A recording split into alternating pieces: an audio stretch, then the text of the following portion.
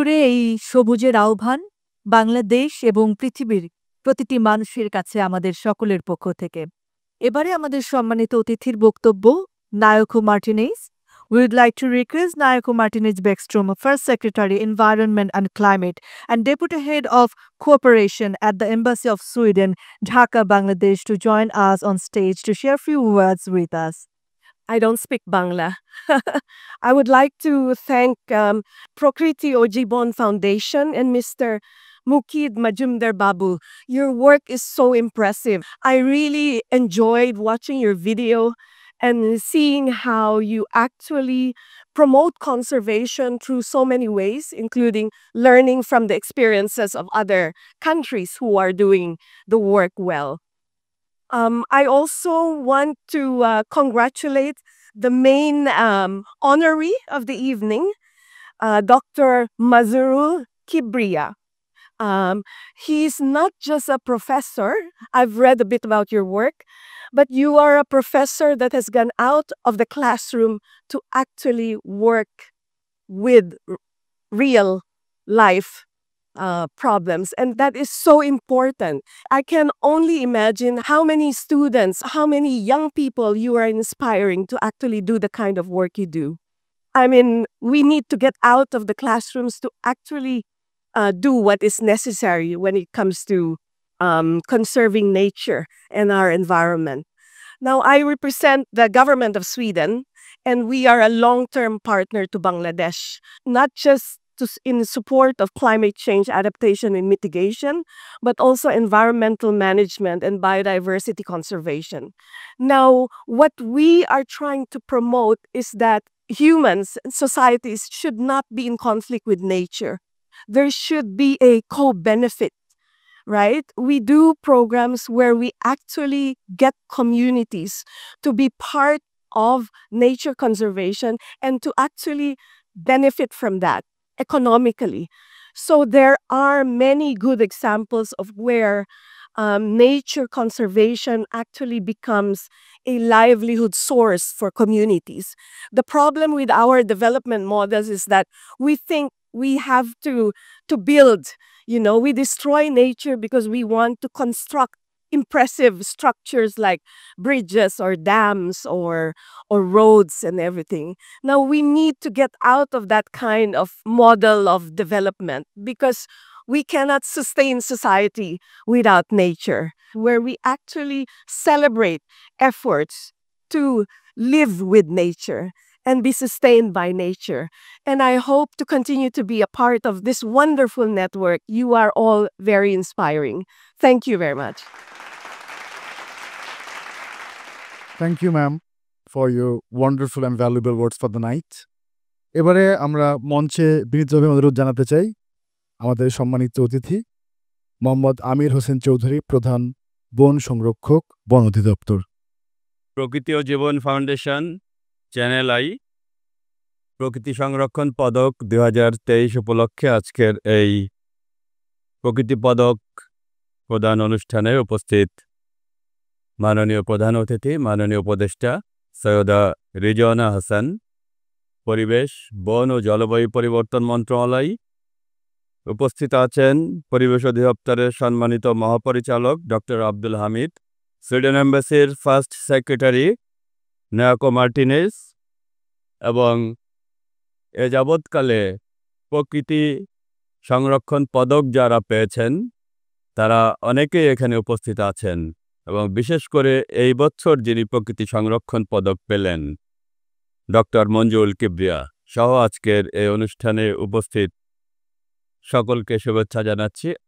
Doctor কিবরিয়ার সাথে আমরা প্রথম কাজ শুরু করি হালদাতে ডলফিন সংরক্ষণ কার্যক্রমের অংশ হিসেবে ওনার সাথে আমার প্রথম পরিচয়। আপনার এই স্বীকৃতি অবশ্যই সামনের দিনে আরও বেশি সংরক্ষণ কাজে আপনাকে নিবেদিত করবে এবং আপনার জীবনের আগামী দিনের সামনের পথ চলার একটি পাথেয় হয়ে থাকবে আজকের এই পদক প্রাপ্তিটি। এবং বন অধিদপ্তর আপনার সাথে কাজ করে বন অধিদপ্তরও গর্ববোধ করে যে আপনার মতো একজন প্রকৃতিপ্রেমীর সাথে বন অধিদপ্তর বাংলাদেশে হালদা নদীর ডলফিন সংরক্ষণের কাজে একসাথে কাজ করার সৌভাগ্য অর্জন করেছে। এবং যে ফাউন্ডেশনের কর্তৃক আয়োজিত আজকের এই অনুষ্ঠান, প্রকৃতি ও জীবন ফাউন্ডেশন, দীর্ঘ পথ চলাই প্রকৃতি ও জীবন ফাউন্ডেশন বাংলাদেশ বন অধিদপ্তরের সাথে প্রকৃতি, জীববৈচিত্র্য, বন এবং বন্যপ্রাণী সংরক্ষণে অনেকগুলো কাজ একসাথে আমরা করেছি। আমি বলি, প্রকৃতি ও জীবন ফাউন্ডেশন হচ্ছে আমাদের সংরক্ষণ সহযোদ্ধা। সুন্দরবন থেকে বান্দরবন, টেকনাফ থেকে তেঁতুলিয়া, রেমা থেকে রুমা, কোনো জায়গায়ই কোনো প্রকৃতি সংরক্ষণ কাজে আমি প্রকৃতি ও জীবন ফাউন্ডেশনকে সাথে পাইনি এমন কোনো জায়গা নেই, সব জায়গায় পেয়েছি। আমি একটি ছোট্ট উদাহরণ এখানে বলতে চাই, সেটি হচ্ছে বাংলাদেশ থেকে বাতাগুর বাসকা, যেটি একেবারেই হারিয়ে যাচ্ছিল, ক্রিটিক্যালি এন্ডেঞ্জার্ড অবস্থায় ছিল। সেই বাতাগুর বাসকাকে কিন্তু বন অধিদপ্তর, প্রকৃতি ও জীবন ফাউন্ডেশন, ভিয়েনা জু এবং টার্টল অ্যালায়েন্স, এই 4টি সংস্থা একসাথে কাজ করে আবার আমরা প্রকৃতিতে ফিরিয়ে নিয়ে আসার কাজটি করতে পেরেছি। সুতরাং প্রকৃতি ও জীবন ফাউন্ডেশনের সাথে আমাদের এই ধরনের সংরক্ষণ কার্যক্রমের অংশীদার হিসেবে আমরা একসাথে কাজ করছি। সুতরাং আমার সংরক্ষণ সহযোদ্ধা প্রকৃতি ও জীবন ফাউন্ডেশনের চেয়ারম্যান বীর মুক্তিযোদ্ধা মুকুট মজুমদার বাবুকেও আমরা অভিনন্দন জানাচ্ছি এবং কৃতজ্ঞতা জানাচ্ছি।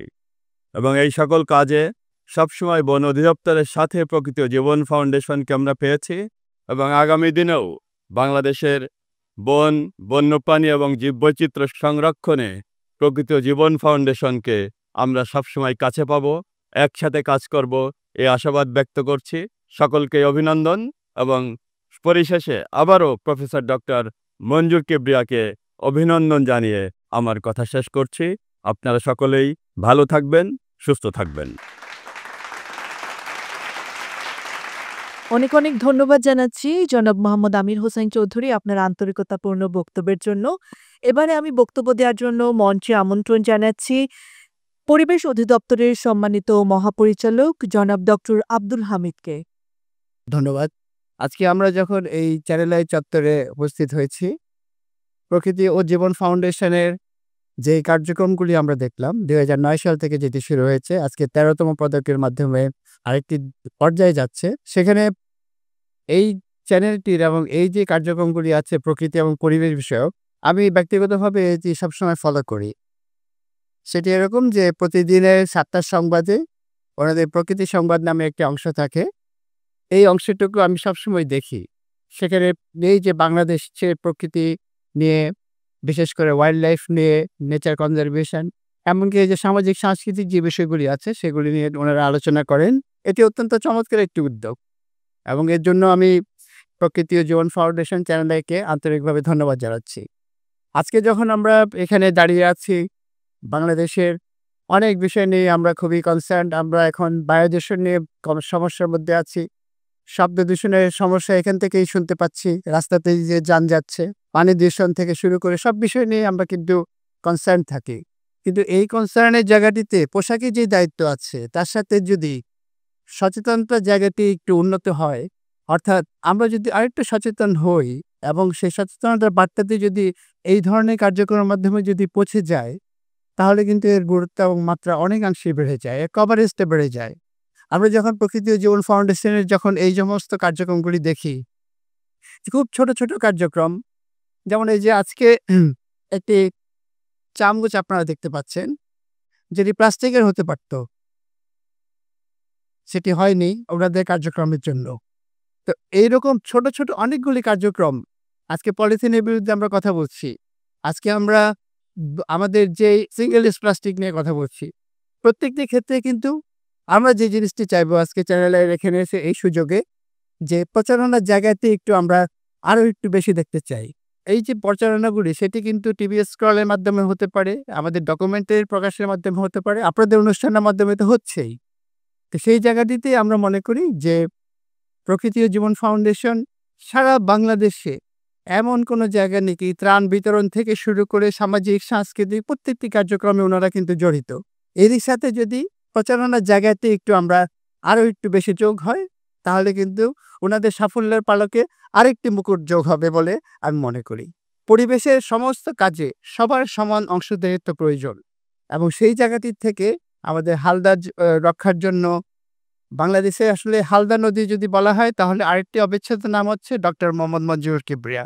আপনাকে অসংখ্য অভিনন্দন, আপনার পরিবারের প্রতি অসংখ্য শ্রদ্ধা এবং আমাদের শুভেচ্ছা থাকলো।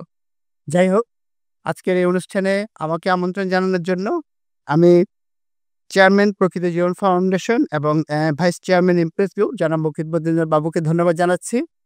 ধন্যবাদ জানাচ্ছি আপনাদের সবাইকে। বিশেষ করে আবারও অভিনন্দন থাকলো ডক্টর মোহাম্মদ মঞ্জুর কিবরিয়া মহোদয়কে আপনার অসীম অর্জনের জন্য।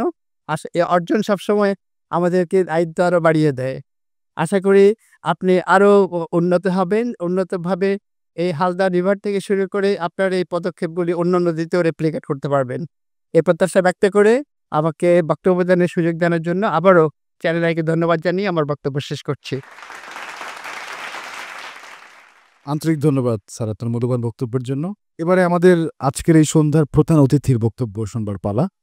আমি বিনীতভাবে মঞ্চে আমন্ত্রণ জানাতে চাই মাননীয় উপদেষ্টা পরিবেশ, বন ও জলবায়ু পরিবর্তন মন্ত্রণালয় এবং পানি সম্পদ মন্ত্রণালয় জনাব সৈয়দ রেজওয়ানা হাসানকে কিছু বলবার জন্য। আসসালামু আলাইকুম। যে পরিবেশ নিয়ে যারা আমরা কাজ করি তারা সবসময় এক ধরনের আশঙ্কা, এক ধরনের ঝুঁকি, এক ধরনের চ্যালেঞ্জের মধ্যে থাকি। মাঝে মধ্যে যখন কেউ আমাদেরকে দুই একটা ভালো কথা বলে বা আমাদের কাজের স্বীকৃতি দেয়, তখন মনে হয় যে কাজগুলো যে করে যাচ্ছি এগুলো কেউ না কেউ কোথাও না কোথাও দেখছে এবং সেই স্বীকৃতিটাই, সে দেখাটাই আমাদের আসলে একটা বড় পাওনা। আজকের এই আয়োজনটা আমার জন্য এই জন্য আরো বেশি আনন্দের যে মনজুরুল কিবরিয়া ভাইয়ের সাথে যখন হালদা নদীর কাজটা শুরু হয়, যেটা উনিও বলছিলেন, ওই প্রথম কর্মসূচিতেই আমার থাকার একটা সৌভাগ্য হয়েছিল। একটা মানুষ অনেক কিছু নিয়ে কাজ করতে পারে, আবার একটা মানুষ একটা জিনিস নিয়ে কাজ করতে পারে। মনজুরুল কিবরিয়া ভাইয়ের কাজের বৈশিষ্ট্য হচ্ছে উনি একটা জায়গায় ফোকাস করেছে এবং এই বিষয়ের আদ্যপাদ্য সম্পর্কে উনি জানেন। এখন আর হালদা নদী নিয়ে অন্য কাউকে কাজ না করলেও চলবে। প্রায় যখন আমরা দেখি যে হালদা নদীতে কোনো একটা ভালো কিছু হয়েছে বা কোনো একটা খারাপ কিছু হয়েছে, মাঝে মধ্যে আমার আগের সহকর্মীরা আমাকে বলতো যে আমরা আপা একটা লিগ্যাল নোটিশ দিব। আমি বললাম দিতে লাগবে না, এটাতে মনজুরুল কিবরিয়া ভাই আছে। আমরাও নিশ্চিন্ত হতে পারতাম যে একটা বিষয়ে উনি কাজ করছেন এবং এই বিষয়ে উনি ওনার যতটুকুন মনোযোগ দেয়া দরকার, যতটুকুন প্রচেষ্টা দেয়া দরকার, প্রয়াস দেয়া দরকার, সবটাই দেবেন। যার জন্য উনি এই বিষয়ে হালদা এবং মনজুরুল কিবরিয়া আপনি আলাদা করতে পারবেন না। এবং এটা এই জন্য গুরুত্বপূর্ণ বলছি যে উনার এই কাজটাতে একটা ভরসার জায়গা তৈরি হয়েছে। আমাদের একটা অভ্যাস অনেক সময় হয়ে যায় যে কতগুলো ডলফিন মরল এটা দিয়ে আমরা কাজ জাজ করি, কিন্তু এই কাজটা না হলে কতগুলো মরতে পারতো এটার আমরা চিন্তা করি না। তো এই যে মানুষকে জাগিয়ে তোলা, মানুষকে ইনভলভ করে ফেলা, সরকারকে এটার গুরুত্ব বুঝানো, বাংলাদেশের সরকারগুলোকে কোনো বিষয়ের গুরুত্ব বুঝানো তো খুব কষ্টের কাজ।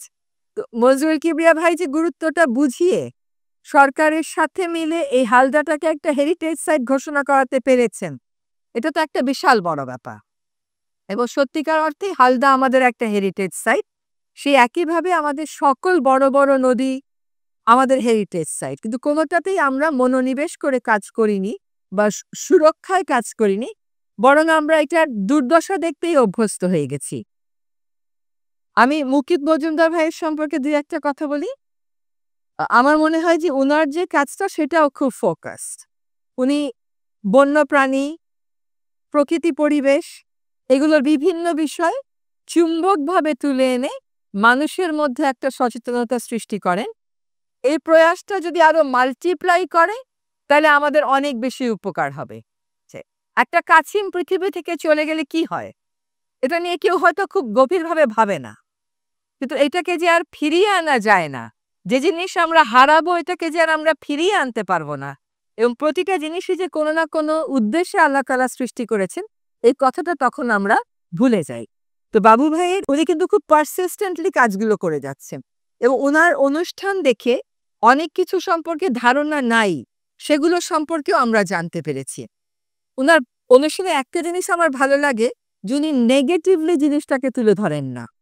উনি সবসময় যে জিনিসটা তুলে ধরেন পজিটিভলি তুলে ধরার চেষ্টা করেন, এবং এইটাও মানুষকে আকৃষ্ট করার একটা উপায়। বাট এটা অ্যাজ আই সেড, যেটা আরো মাল্টিপ্লাই করার আমাদের সুযোগ আছে, বিশেষ করে আজকের যে বাস্তবতায় আমরা দাঁড়িয়ে আছি।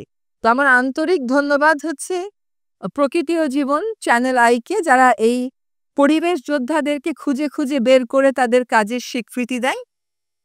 অনেক শুভকামনা রইল মঞ্জুরুল কিবরিয়া ভাইয়ের সাথে। তিনি যেমন হালদাকে একটা জাতীয় বিষয় করে তুলেছেন, আশা করি তার যে অভিজ্ঞতা, তার যে সদিচ্ছা, এটা অন্যান্য নদী কর্মীদের সাথেও সংযুক্ত হবে এবং বাংলাদেশের অন্যান্য নদীও, ধ্বংসের প্রান্তে যে নদীগুলো দাঁড়িয়ে আছে, তারাও তার কর্মনিষ্ঠার দ্বারা উপকৃত হবে। তো বাবু ভাইকেও বলছি এবং মঞ্জুরুল কিবরিয়া ভাইকেও বলছি, অন্য অনেক পরিচিত পরিবেশ কর্মীকে দেখতে পাচ্ছি এখানে, তাদেরকেও বলছি যে আমরা কতগুলো প্রায়োরিটি সেট করে চলেন একসাথে কাজের প্রক্রিয়াটা শুরু করি। যে কয়দিন আমি এই দায়িত্বে আছি সে কয়দিন আমাদের বন অধিদপ্তর, পরিবেশ অধিদপ্তর, পরিবেশ মন্ত্রণালয়, পানি সম্পদ মন্ত্রণালয় এবং বাংলাদেশ পানি উন্নয়ন বোর্ড, এগুলো যেন আপনাদের প্রতিষ্ঠানেই পরিণত হতে পারে। সরকার যেন আলাদা একটা সত্তা হয়ে না যায়, জনগণ বিচ্ছিন্ন, সেটা নিশ্চিত করার আমি সর্বোচ্চ চেষ্টা করব।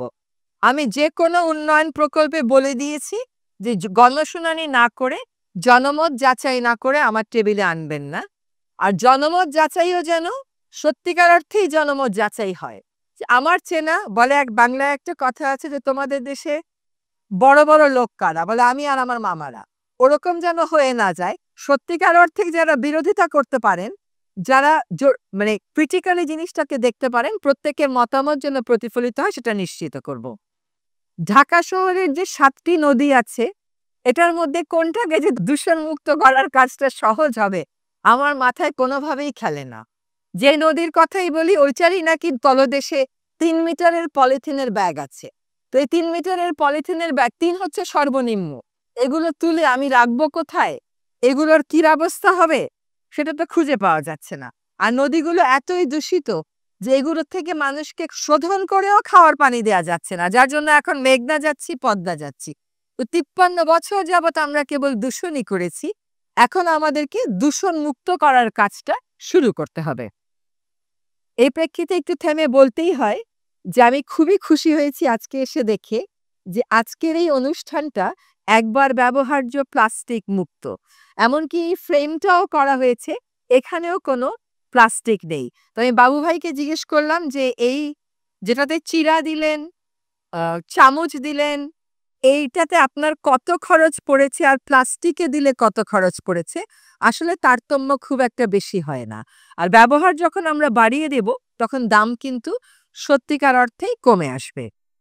তো আপনারা আপনাদের কাছে যা তথ্য আছে, যদি কোনো ধারণা থাকে যে স্বল্প সময়ের মধ্যে এই কাজগুলো আরো দ্রুততার সাথে করা সম্ভব, আমাকে জানাবেন। চেষ্টা করব আপনাদের সকলকে সাথে নিয়ে পরিবেশের কাজটা অন্তত একটা গতি আনতে, একটা প্রক্রিয়া শুরু করে দিয়ে যেতে। আপনারা আগেও আমাকে অনেক সমর্থন করেছেন আমার কাজে, আশা করি সেই সমর্থন অব্যাহত থাকবে। It's a very challenging job, কিন্তু যত বেশি চ্যালেঞ্জিং একটুখানি অর্জন হলেই তত বেশি কিন্তু আনন্দ হয় মনে। হ্যাঁ, তো মানুষের যে অনেক প্রত্যাশা আমাদের কাছ থেকে, এই প্রত্যাশার কিছুটা হলেও যেন আমরা পূরণ করতে পারি। এখানে যত ব্যক্তিগত কোনো স্বার্থ চলে না আসে, ব্যক্তিগত কোনো দ্বন্দ্ব আমরা প্রাধান্য না দেই, পরিবেশকে যেন আমরা ব্যক্তি স্বার্থের ঊর্ধ্বে রেখে জাতীয় স্বার্থ হিসাবে নিয়ে কাজ করতে পারি, সেজন্য আপনাদের সকলের সহযোগিতা চাইছি। আবারও ধন্যবাদ প্রকৃতি ও জীবন চ্যানেল আইকে এবং মঞ্জুরুল কিবরিয়া ভাইকে, তার পরিবারকে অনেক শুভকামনা। তিনি যেভাবে এগিয়ে যাচ্ছেন, আশা করি আগামী আরো 20-30 বছর এভাবে এগিয়ে গেলে সব নামের সাথেই আমরা এমন করে একজন নদী কর্মীকে পেয়ে যাব। সকলকে অনেক ধন্যবাদ। আন্তরিক ধন্যবাদ জানাচ্ছি আমাদের আজকের অনুষ্ঠানের প্রধান অতিথি সৈয়দা রিজওয়ানা হাসান, মাননীয় উপদেষ্টা, পরিবেশ, বন ও জলবায়ু পরিবর্তন মন্ত্রণালয় এবং পানি সম্পদ মন্ত্রণালয়। সম্মানিত উপস্থিতি, এবারে একটি মিষ্টি গানের সঙ্গে একটি মিষ্টি পরিবেশনা উপভোগ করব নাঈম খান এবং তার দলের কাছ থেকে।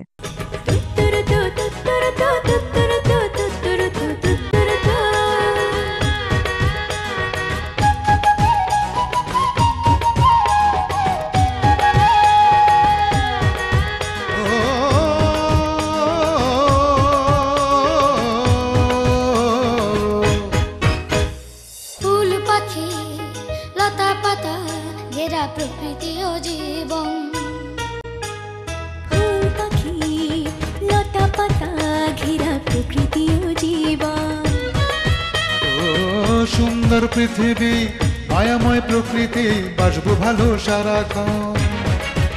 এসো হাতে হাত ধরে শপথ করে সুন্দর সুস্থ পরিবেশ গড়ে।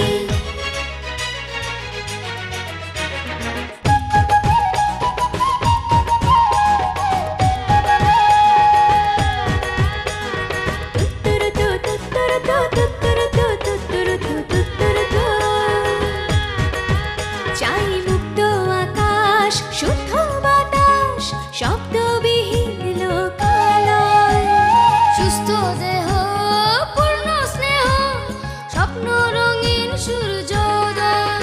এসো জলবায়ু রক্ষা করি প্রকৃতির বন্ধনে বৃক্ষরাজি প্রাণীকুল আর মানুষের কল্যাণে।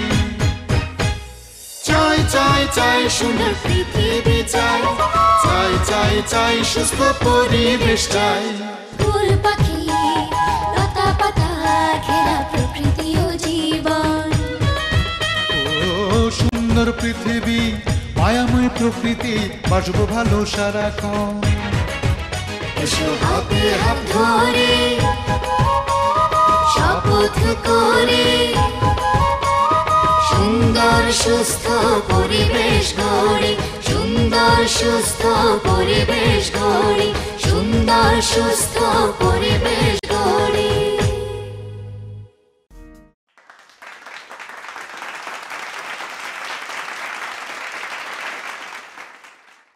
অনেক অনেক ধন্যবাদ জানাচ্ছি নাঈম খান এবং তার দলকে। প্রকৃতি ও জীবন ফাউন্ডেশন 15 বছর পার করে 16 বছরে পা রেখেছে এবং এই 16 বছরের যাত্রায় আপনাদের সকলের ভালোবাসা সকলের সহযোগিতায় আমরা কাজ করে গিয়েছি।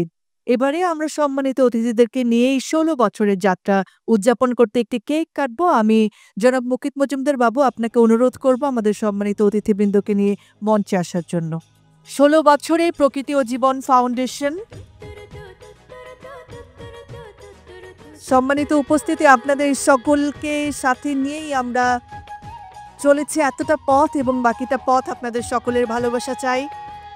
So let's count down 5 4 3 2 1 0 শুভেচ্ছা অভিনন্দন প্রকৃতি ও জীবন ফাউন্ডেশনে যারা সামনে ছিলেন, যারা পেছনে ছিলেন, যারা সাহায্য করেছেন, যারা ভালোবেসেছেন তাদের সকলের প্রতি। আমাদের এই আয়োজনটিকে আপনাদের উপস্থিতি বর্ণিল করেছে, সার্থক করেছে, সফল করেছে। নিশ্চয়ই আমরা সকলে মিলে একটি সুন্দর পৃথিবী, সতেজ পৃথিবী, একটি প্রাণময় পৃথিবী নিশ্চিত করতে পারবো সেই আশা রেখে, সেই অঙ্গীকার করে আজকের এই আয়োজন শেষ করছি। আবার দেখা হবে নিশ্চয়ই আপনাদের সাথে প্রকৃতির টানে, প্রাণের টানে। ধন্যবাদ। শুভরাত্রি। প্রকৃতির গান এসো গাই জীবনের গান চলো কণ্ঠ ছেড়ে গায় বাংলার গান সবুজ সুরে রাঙায় জীবন প্রকৃতি ও জীবন নিয়ে পথে প্রান্তরে লুকিয়ে আছে কত